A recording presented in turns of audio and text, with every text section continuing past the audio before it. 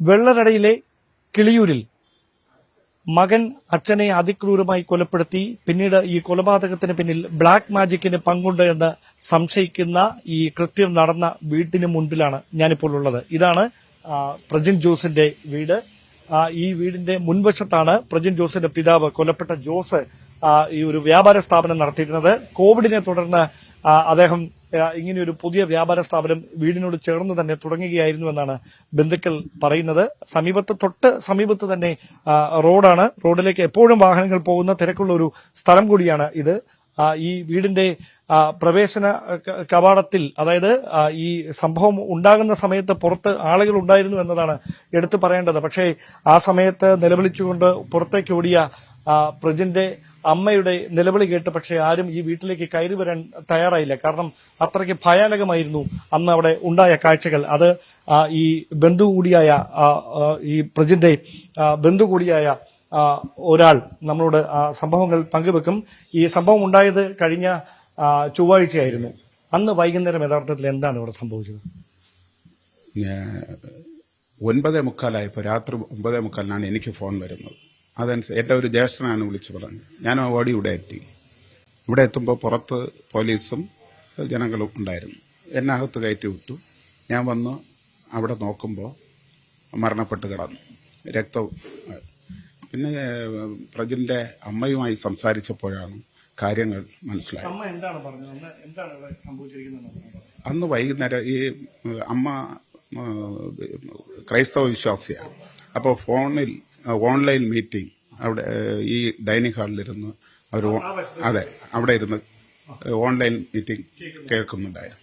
ഈ സമയത്ത് ജോസണ്ണൻ ഭക്ഷണം കഴിക്കാനായി വന്നു. ആ ഭക്ഷണം കഴിക്കാൻ ജോസണ്ണൻ വരുമ്പോൾ മകനും പ്രജീഷും ഭക്ഷണം കഴിക്കാൻ വന്നു. രണ്ടുപേരും ഒരുമിച്ചാണ് ഭക്ഷണം കഴിച്ചത്, ഒരുമിച്ച് കഴിച്ചു. എന്നിട്ട് ജോസണ്ണൻ ഭക്ഷണം കഴിച്ചതിന് ശേഷം ഈ സെറ്റിയിൽ വന്ന് കിടന്നു. ഇവിടെയാണ് വന്ന് കിടന്നത്.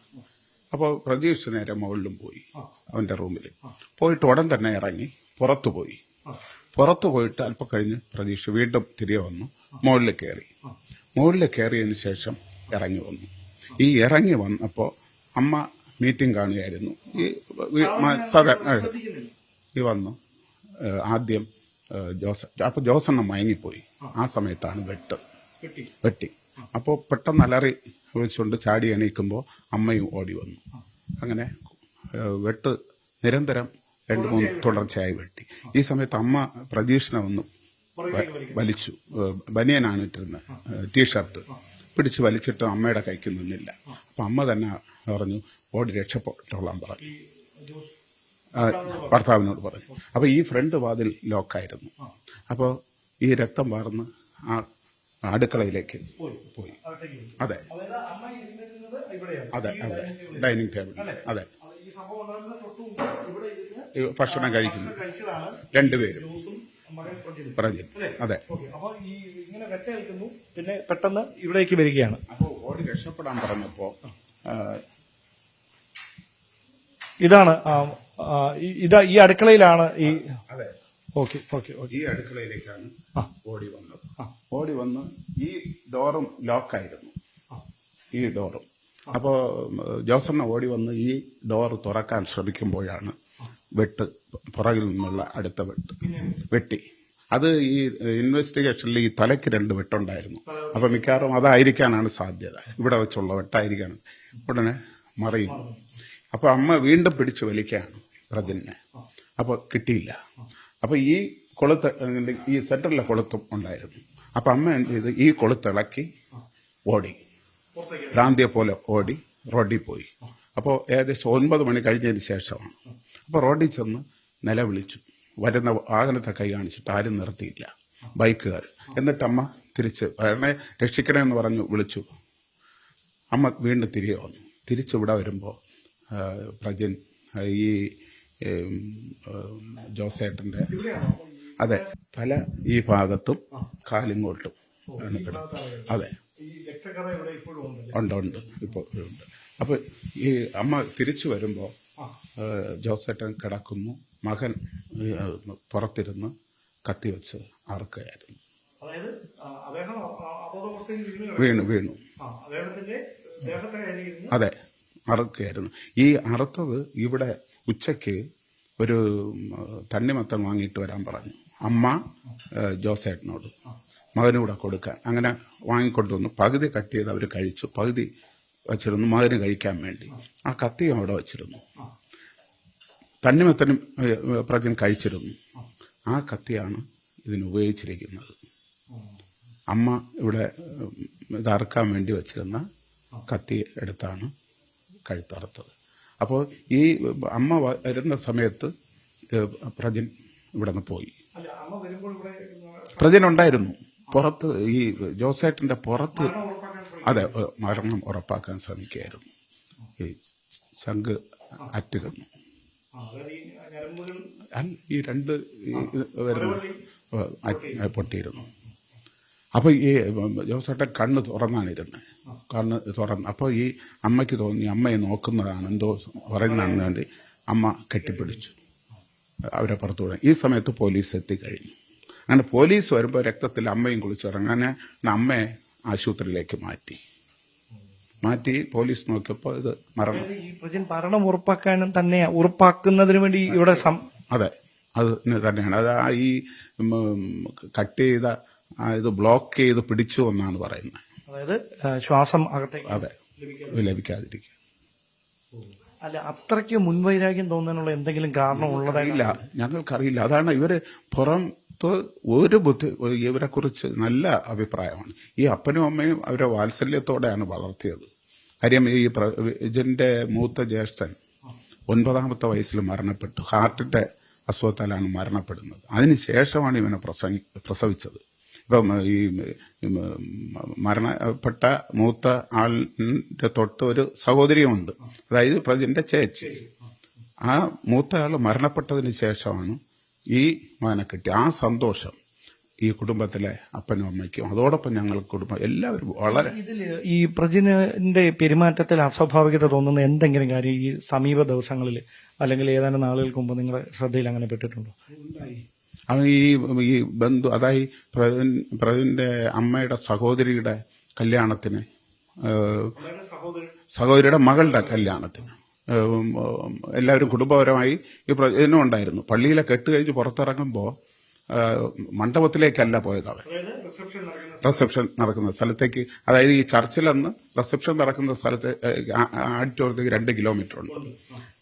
പ്രജൻ ഈ വാഹനത്തിൽ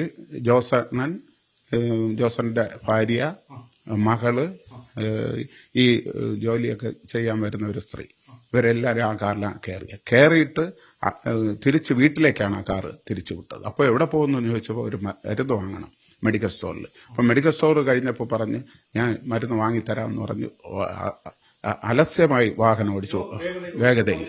അതെ. അപ്പം സഹോദരി പറഞ്ഞു എന്നെ നീ ഇറക്കി വിട്, നിങ്ങളെല്ലാം ഞാൻ സ്വർഗത്തിലെത്തിക്കാമെന്ന് പറഞ്ഞ് ആ ഒരു സ്പീഡിലാണ് വണ്ടി നിന്നത് ഈ വീട്ടിന്റെ ഫ്രണ്ടിൽ. എന്നിട്ട് അവൻ ഇറങ്ങി അങ്ങ് മുകളിൽ പോയി. ഉണ്ടെന്നില്ല. പിന്നെ ജോസേട്ടൻ വാഹനം എടുത്ത് തിരിച്ച് മണ്ഡപത്തിലേക്ക് പോയി. അതായത് ഇയാൾ ഈ മാതാപിതാക്കളെ ഇങ്ങനെ ക്രൂരമായി മർദ്ദിക്കാറുണ്ടായിരുന്നു എന്ന് സംബന്ധിച്ച് എന്തെങ്കിലും വിവരങ്ങൾ ഈ പ്രജന്റെ അച്ഛനോ അമ്മയോ ജോസോ അദ്ദേഹത്തിന്റെ ഭാര്യ സുഷമയോ എപ്പോഴെങ്കിലും നിങ്ങളോട് സംസാരിച്ചു? ഇല്ല, അതാണ് ഞങ്ങൾക്ക് പ്രയാസം.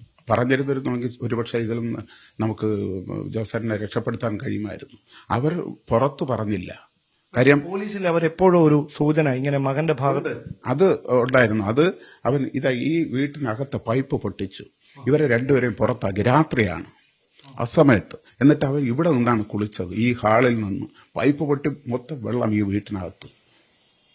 ഭയങ്കരമായി അസഹ്യമായ രീതിയിൽ ഒരു പെരുമാറ്റം നടത്തി. അത് എനിക്ക് തോന്നുന്നു 2 വർഷമായെന്ന് തോന്നുന്നു. അതെ, പൊട്ടിച്ച് ഇവിടെ നിന്ന് കുളിച്ചു ഈ ഹാളിൽ നിന്ന്. അപ്പോൾ അവസാനം ഇവർക്ക് വീട്ടിൽ കയറാനും നിവൃത്തിയില്ല. അങ്ങനെ 100-ൽ വിളിച്ചു ജോസണ്ണൻ. 100-ൽ വിളിച്ചപ്പോൾ അവിടെ നിന്ന് പോലീസ് വെള്ളട സ്റ്റേഷനിൽ മെസ്സേജ് കൊടുത്തു. അവിടെ നിന്ന് പോലീസ് വന്ന് പിന്നെ ഇവനെ അടുത്ത ദിവസം പോലീസ് സ്റ്റേഷനിൽ കൊണ്ടുപോയി എഴുതി വയ്പ്പിച്ച് 10 ദിവസം പോയി ഒപ്പിടുന്നതിന് വേണ്ടി പറഞ്ഞു. അങ്ങനെ ഒപ്പൊക്കെ ഇട്ട് കുറച്ച് ദിവസം നോർമലായിരുന്നു. ശരിക്കും എന്തെങ്കിലും പ്രശ്നമുള്ളതാണോ അതോ പ്രശ്നം അഭിനയിച്ചതാണോ? പ്രശ്നം അവന് എന്തെങ്കിലും കാണാതിരിക്കില്ല. ഞങ്ങൾക്ക് ഇപ്പോൾ അതാണ് പ്രശ്നം. കാര്യം ഈ അപ്പനും അമ്മയുടെ ഭാഗത്ത് നിന്ന് അവനെ സംബന്ധിച്ച് അവനെ എതിർക്കുന്ന തരത്തിൽ ഒരു വിഷയവുമില്ല. അവനൊരു ഈ MBBS പൂർത്തീകരിച്ച് കോഴ്സ് പാസ്സായിട്ടാണ് അവൻ വരുന്നത്.